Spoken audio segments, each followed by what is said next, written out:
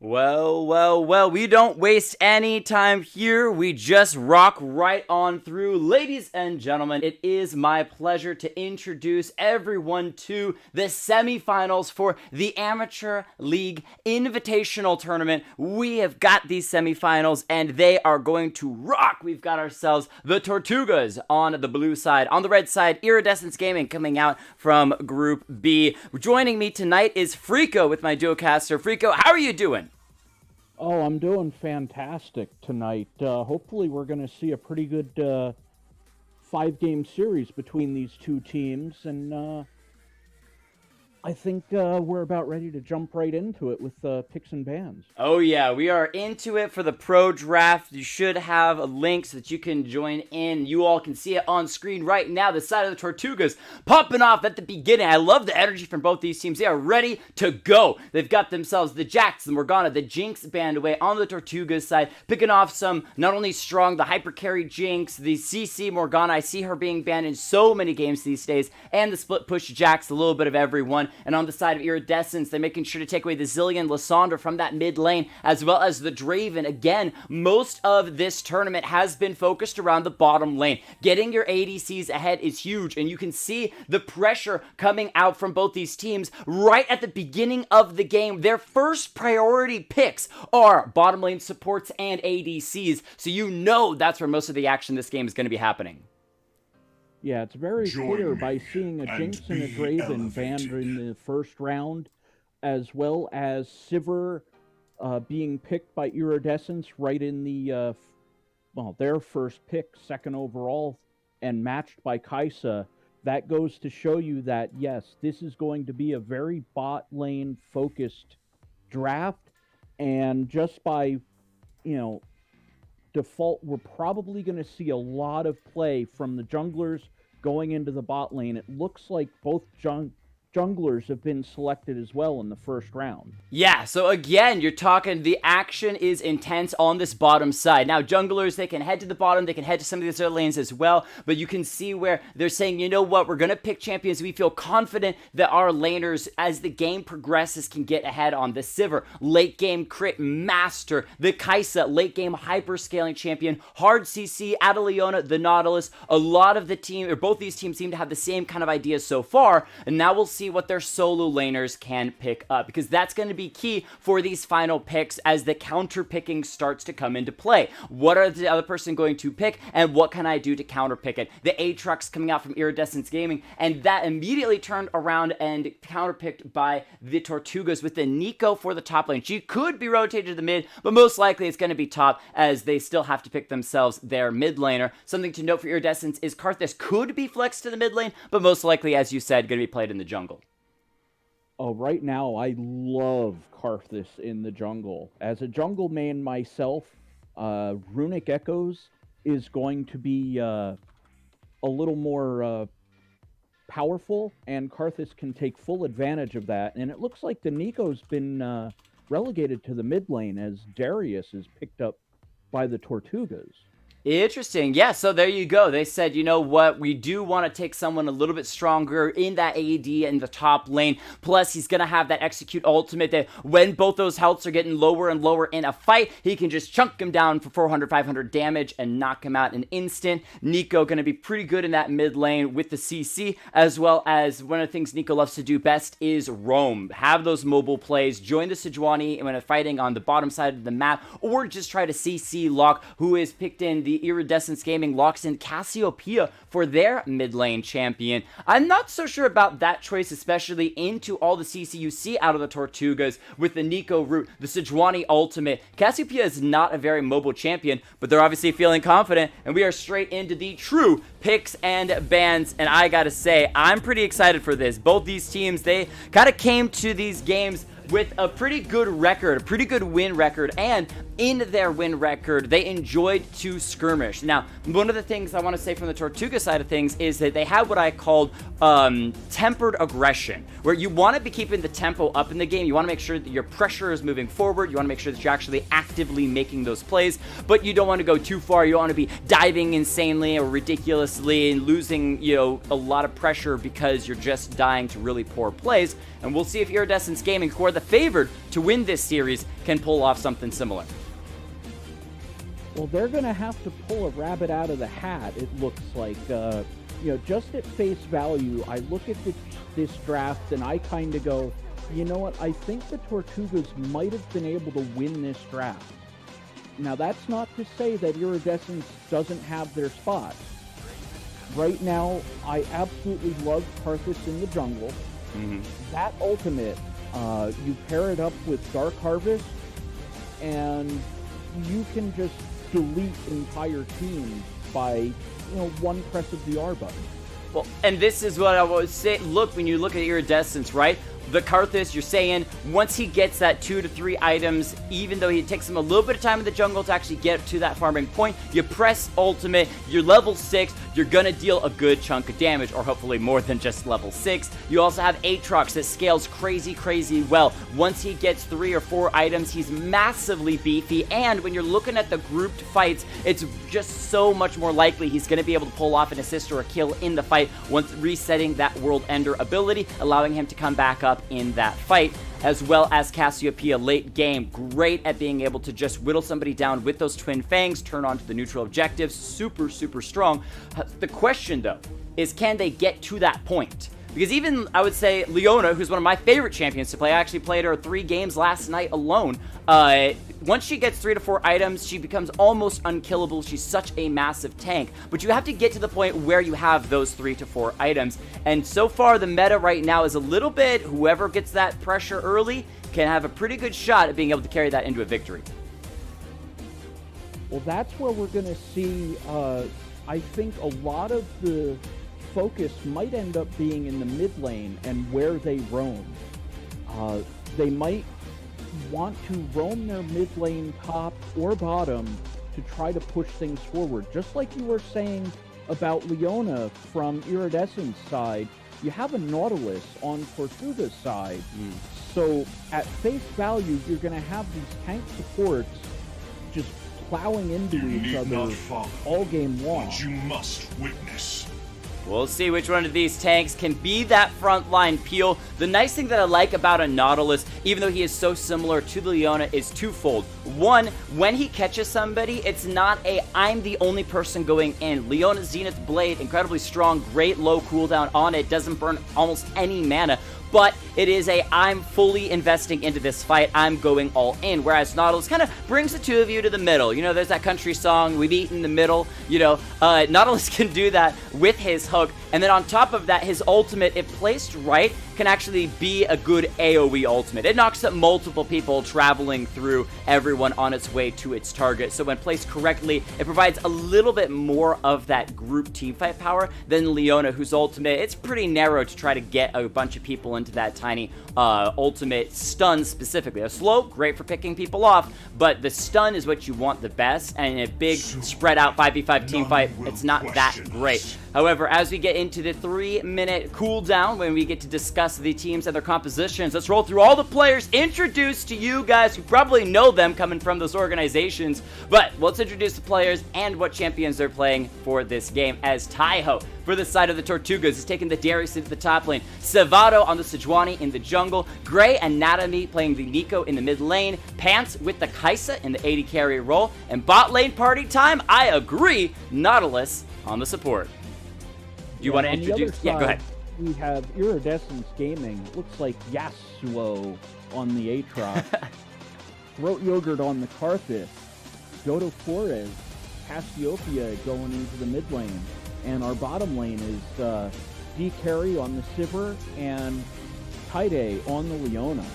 Yeah, there's some names on this side of Iridescence, but we'll crush them down where needed to keep things a bit on the cleaner side. With these 2 minutes, and we're looking at the compositions, I completely agree with you that for the moment, it seems like the Tortugas have found themselves a bit of an edge. The thing that I like is that normally when you're looking at compositions similar to this, you see 3 strong carries, the Sejuani, the Nautilus, and someone in the top side, and then you're solely reliant on damage of the Kaisa and the Nico to carry you through to victory. However, that Darius in the top lanes is a really good middle ground, right? He's a bruiser, he's tanky, but he also does pretty good damage, and that ultimate execute in a very strong fight for the side set of Tortugas, you look at the squishies of the Cassiopeia, the Sivir, the Karthus, he can reset off of those multiple times over, and that includes the Aatrox, who he's actually going to be trying to get himself killed after he finds himself given an assist with the World Ender to make use of that ultimate. And so again, it's going to be opportunities for the Tortugas to actually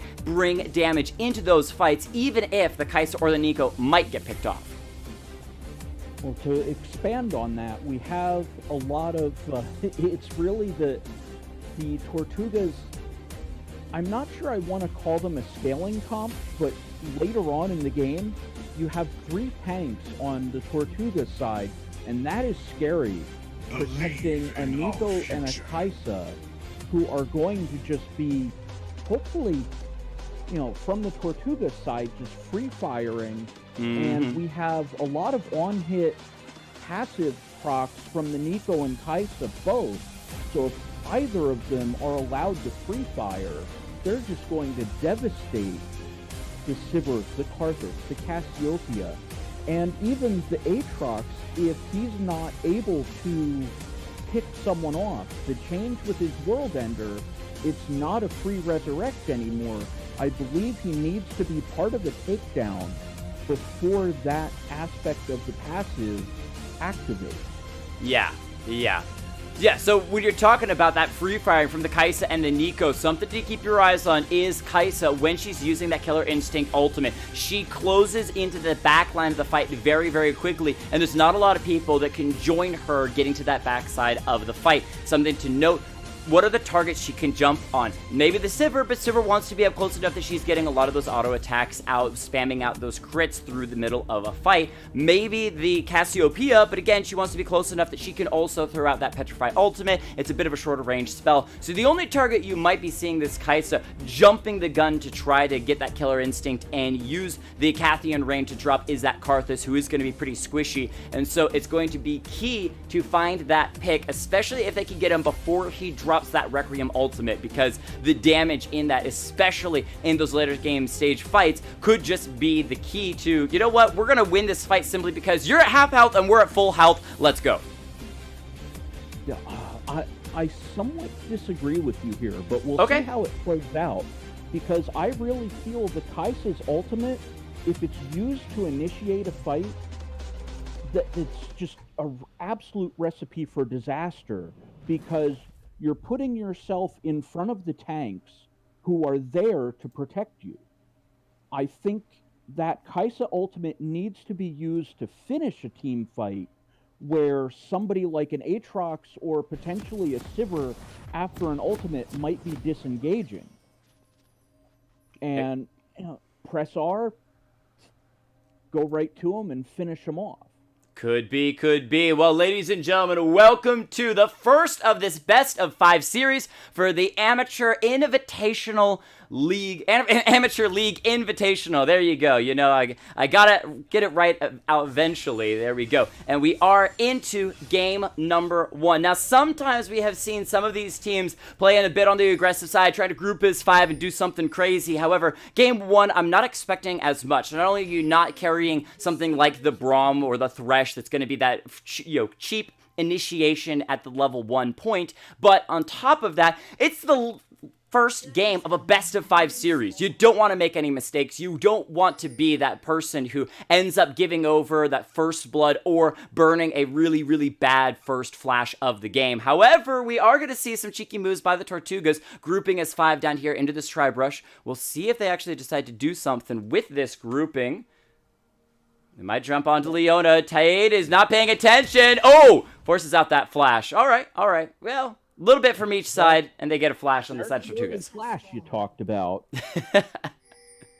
If there's anyone to do it, though, Leona is not the worst. Again, she's not going to be that crazy engaging on the bottom side. On top of that, she really needs to hit level 6 before going into any really, really big fights, and should have her flash cooldown up by the time she's getting that level 6. So out of all the people to burn flash, she was probably the best one. Yeah, that's definitely true.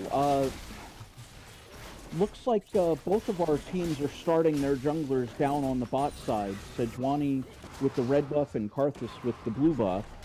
So it looks like both of their respective buffs are going to serve them well, as Sejuani is smartly going down to the Krugs, and it looks like Karthus is going to the Wolves, so it looks like he'll be around to the red side and potentially showing up in the top lane, where Sejuani might be sticking around the bot lane or maybe a mid lane play in the near future.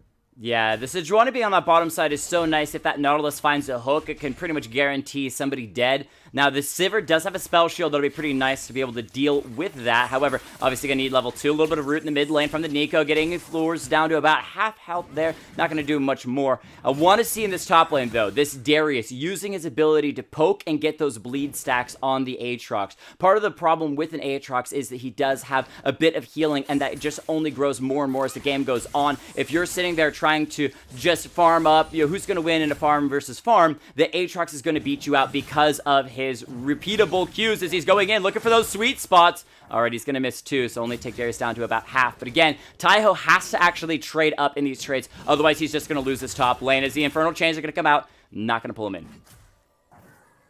Yeah, Taiho, I think, rightfully backing off a little bit to start.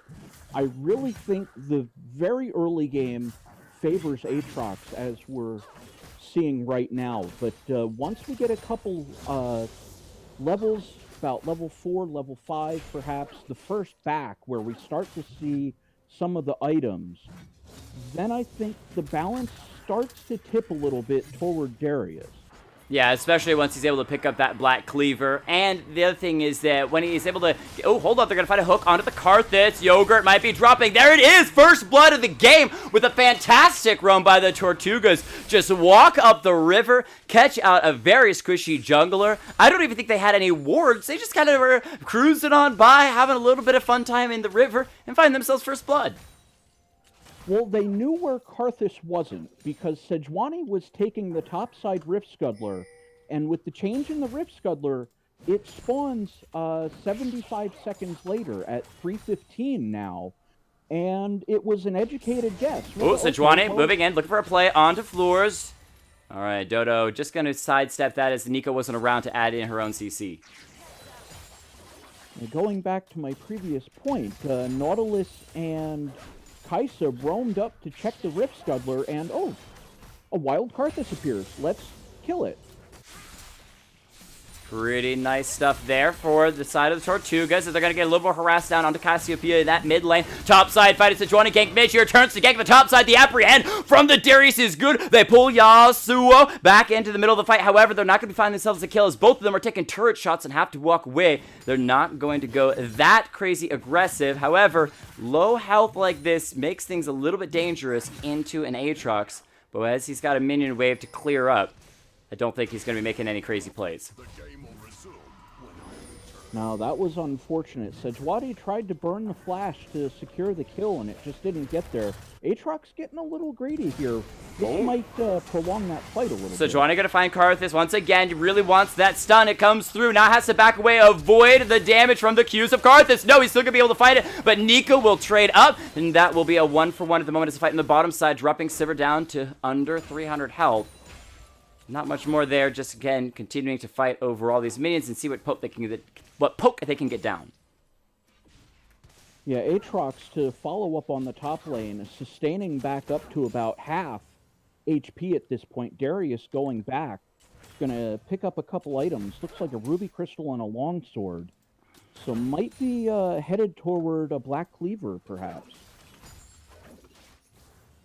All right, 2 kills to 1 so far, but the game's still pretty even at this point. The question is, what is it actually going to be when it comes to when they're finding these kills? Who can actually progress with that? You look at the Nautilus, who got that first blood on the bottom side of the map. Not exactly who you want it on. Would greatly prefer it on the Kaisa, so she really doesn't actually have that much of an advantage over the Sivir. Gold is pretty much even. Nico finding a kill, pretty nice there. However, is down in CS in compared to the Cassiopeia, so still pretty even. So this game, while we do have a little bit of action going back and forth, it's still pretty close.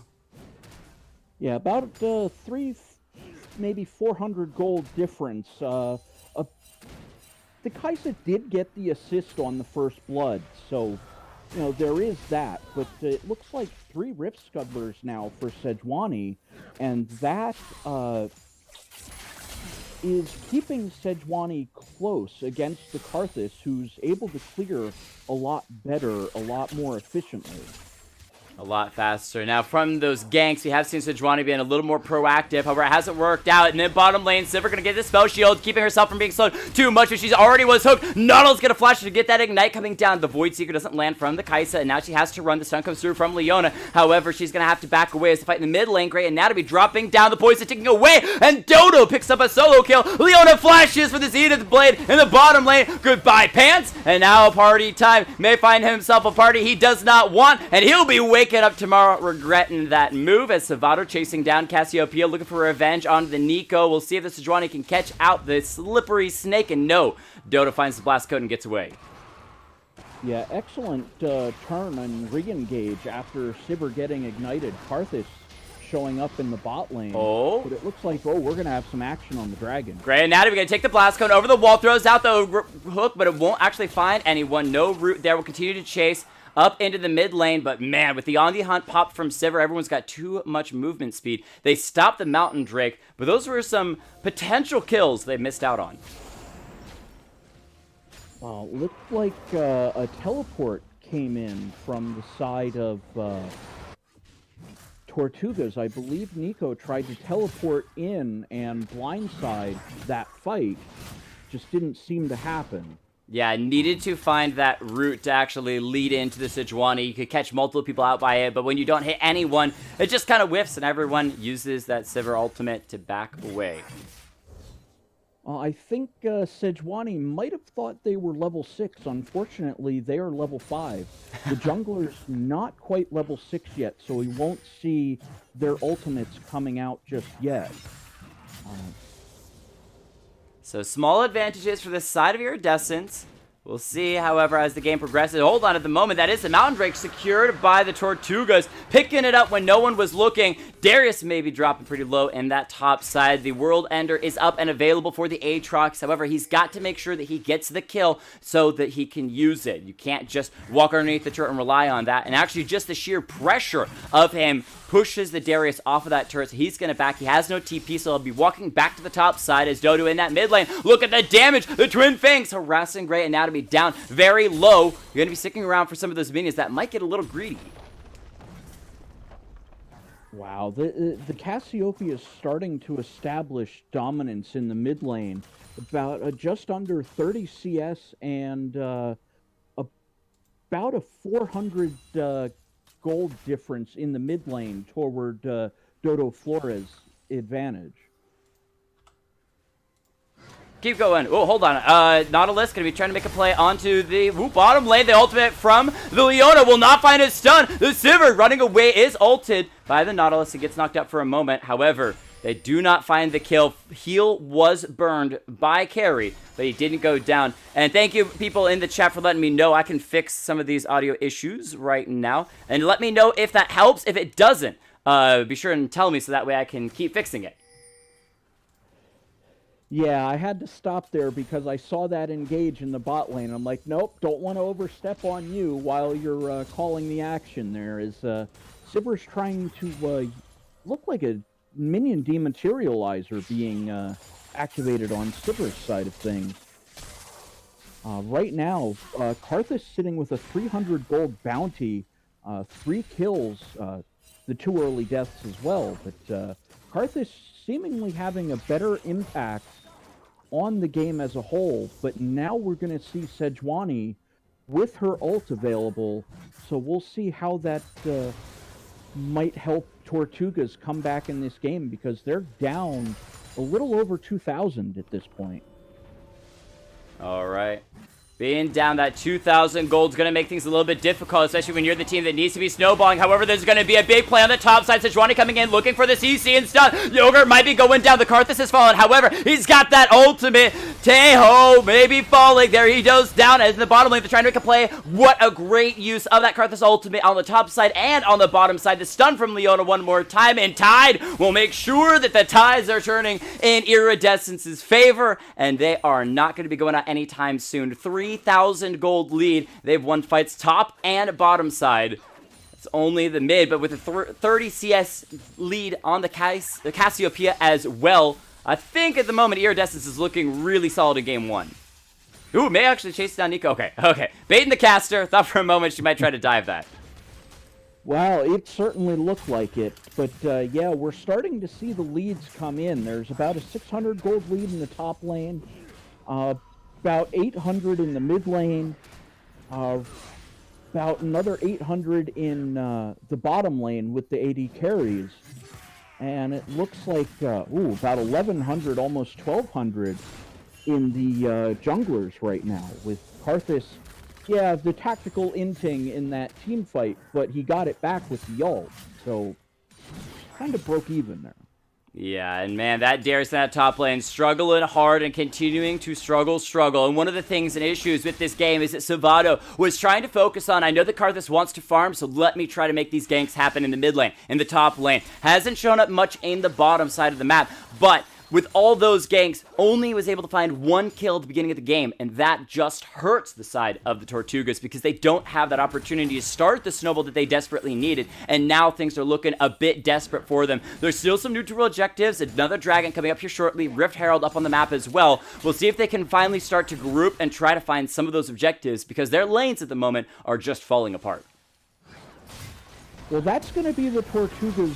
We got a little bit of action here in the bottom. Yeah, so many ults being burned for the Leona. She throws out great Eclipse, though. Stuns up 2 members. Excuse me, that's a Solar Flare. And that completely disengages the fight. Literally 1 move by Tide. The Solar Flare comes down, locks everyone in place, and walks away. Taio trying to play around to turn the top side. Gets a little bit of heal with the Q back. And that will be the World Ender burned by the Aatrox unless he tries to go back in. But he's already burned the Flash. So probably won't do that. But he's getting himself some nice, tasty plates off of that top lane turret.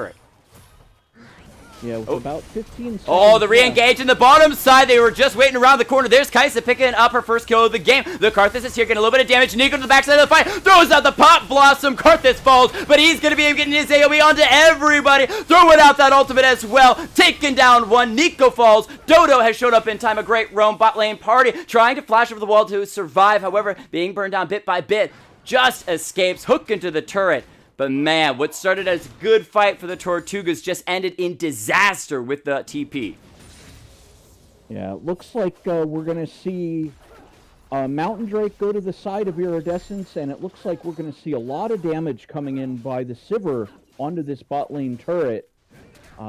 Darius trying to match that by a little bit of a turret race here, but doesn't look like Darius has the wave to continue the fight. And while all of that turret damage happens, the Mountain Drake is going to fall. Iridescence picking that up. Keep in mind, though, that is the second Drake of the game, both mountains. So each team has been able to pick up one at the moment, kind of nullifying that advantage for the other team. But it does mean those neutral objectives go down a little bit faster. With that dragon off of the table, you're expecting these junglers to start to put a little bit of pressure around the Rift Herald, try to get some vision at the moment, because neither team has any vision around the Rift Herald. I'm actually surprised that neither team has shown interest in the Rift Herald. I would have figured the Tortugas, having that initial Mountain Drake, would have tried to make a beeline and take advantage of a Mountain Drake Rift Herald charge. We'll see if that comes through. It would absolutely decimate those turrets, whatever one they decide to focus on. It's great for breaking that mid lane first tier turret, which are both up for both teams currently. But it's a 5,000 gold lead for Iridescence. And it's one of those moments where, even though the kills aren't that crazy, 10 to 5, yeah, it says they're strong at the moment. 5,000 gold is just an outclassing at the 15-minute mark. We were looking for something a little bit better from the Tortugas. We'll see if they can maybe find a way to turn this game around. One of the things they could try to do, even though it's dangerous because of the late game out of the Cassiopeia and the Sivir, is put so much pressure on the Kai'Sa by dragging the game out late and hoping that she can be a carry for the team. She would have to do all the work, though, as Cassiopeia in that mid lane, Dodo is just going to slither away from yet another engage by Sejuani, who decides not to go all in. They might catch themselves a Karthus. Yogurt going ahead and throwing out that AoE, looking for the Nico, getting a couple of Qs down great, and Natomy, whoa, just gets dropped, and now the Sejuani gonna fall as well. Oh, you do not want to be in a small place when Karthus is there. Killer Instinct from the Kai'Sa into the bottom lane, looking for carry, taking him down, however the support has fallen, so now the Kai'Sa can turn onto Leona, but Tide is just a bit too tanky at this point in the game, and Pants finds one, but loses his support. Yeah, I think Tortugas traded up a little bit in that one, trading a support for the enemy AD carry, but as we saw, both Sejuani and Nico getting picked off by a wild Karthus appearing in the jungle. Oh, Leona's still going to be making a play onto the Kai'Sa in the bottom side, throwing out that ultimate, seeing if she could just set the CC up and get the knockdown with Karthus. Man, that is the best assist you could have all day. In that bottom side, they're going to drop the Rift Herald in the mid lane as well, pick up a nice turret there, and so things continue to just flow in Iridescence's favor. Yeah, I'm really surprised we're not seeing much in the way of magic resist items coming in from Tortuga's side. This is 3, if not 4 times Karthus has pressed R and scored a couple kills off of his ultimate alone. 6 kills to 14 at this point. Things are looking tragic. Sivir soloing a turret on the bottom side of the map. They are starting to fall. And really, when you're looking at what should have been some potential winning lanes from the side of the Tortugas, like this Nico in the mid lane, who's got so much harass and poke onto the Cassiopeia when played from a distance, like the Kai'Sa and Nautilus with all the CC engage they can have with the Sejuani, they just have not been able to put 2 and 2 together this game, and it continues to be tragic for them as the Cassiopeia roaming towards this top side, probably going to be looking to jump onto the Darius. He might not even make it to walk away. She's going to come from behind the turret, clear away that minion wave. Waiting for their own to come up. Yeah, that's just a bad situation for the Darius to be in. Oh, Tayo trying to flash away, but there's the Sun Flare from Leona. Tide setting up another one and knocking it down, making my favorite champion look so good in these games. As Karthus coming to the bottom side, ooh, maybe trying to be engaging upon. Yeah, oh, the damage. Yep, that's just... not worth casting every moment there, because Karthus just lands a couple of Qs, and those are some poisonous Skittles, for those of you who do call it a Skittle. That's what it was called way back in the day. And finds himself a solo kill, in which Kai'Sa should have been able to 1v1 a very squishy Karthus, but nope. And yeah, this, one of those games that you just say, let's look into go into the next game and see if we can do a little bit better. Zanotto, so he got that ultimate, see if we can play, make a play at the top side of the map. You get Karthus ultimate coming through as well. He's on the bottom side of the map, helping out. No kills coming through just yet, but all the team of Tortuga have to back away from the top lane inhibitor turret. The Darius still going to be trying to step forward. He's coming back up alive after having been taken down earlier, defending that top lane turret for now, but the Baron is spawning in 30 seconds. Yeah, and it looks like that's exactly where Iridescence is headed to. Karthus not scoring any kills with that ult, but forcing Tortugas all to withdraw from the fight. It looks like Karthus is going to take him a free Infernal Drake at this point. Red team has slain the dragon. So when you're looking at a game like this, and you're the side of the Tortugas, and everything is kind of falling down for you, what are one of the few things that you can do to find your way back into the game? Obviously, vision a big deal around the top side of the map, especially around the Baron, because you know that's where Iridescence is going to be focusing. But do you look to group? Do you try to send someone to split push? What do you think? At this point, you absolutely have to group. I think I would be investing a lot of my resources into some kind of magic resist item. For the Kai'Sa, a Wit's End, for example. Maybe even Nico building a Wit's End would be a very wise decision, because it helps them in 2 regards. They want to have the attack speed, They want to have the magic resist. Wit's End helps with both. Darius perhaps going into Spirit Visage along with Sejuani. So build a little bit better. Use the gold that you do get super, super wisely. You cannot waste any resources you're able to get on the map. And maybe you even try to just let that Kai'Sa farm safely in a side lane and try to catch back up. She actually is even with the Sivir in CS, but you can see from those kills, the Sivir is in a lead. Sejuani around that mid lane, trying to potentially make a play over the wall. Decides not to go in on it, is pinged out. Aatrox still pushing the bottom side, slowed down by the Kai'Sa that's there, and all 4 members of Iridescence head to that top side. Aatrox does have TP, so he can join this Baron if he wants to. Yeah, well, this is going to be a Baron fight in the very near future, so I'm going to hold my thought until after this resolves itself. Well, it might not be as action-packed as we would hope. Oh, the Baron goes down for the side of Iridescence. On the hunt, excuse me, could be called by the Sivir. She's going to be going forward. The Nautilus trying to throw out the hook. He's throwing out the ultimate. And that's going to be the Kai'Sa over the wall, getting a little bit of damage. The Leona ultimate forcing her to back away. The supercharge not keeping her alive. Nico goes in with the Pop Blossom. Going to be doing a little bit of damage, but it's not near enough. And that is almost an ace to the side of Iridescence. The Darius is still alive. Wasn't there for the fight at all. Trying to deal with Aatrox in the side lane. Didn't even need to burn teleport. And a 4v4. Iridescence wipes Tortugas off of the map. Yeah, they might find themselves in Darius as well. Yep, all right. 12,000 gold lead, and the Baron buff, it looks like Iridescence is ready to just run this down the mid lane in endgame 1.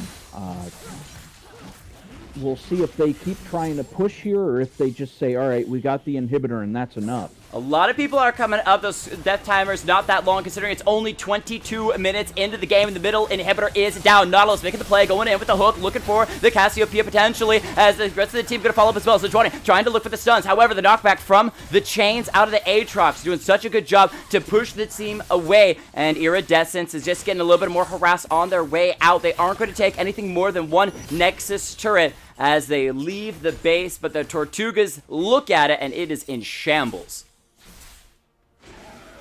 Yeah. Tortuga's top lane about to fall. It looks like Cassiopeia might be maneuvering over toward that top lane. Tide, not in position for that blast cone, able to walk around. No, you gotta wait for your partner. Come on now.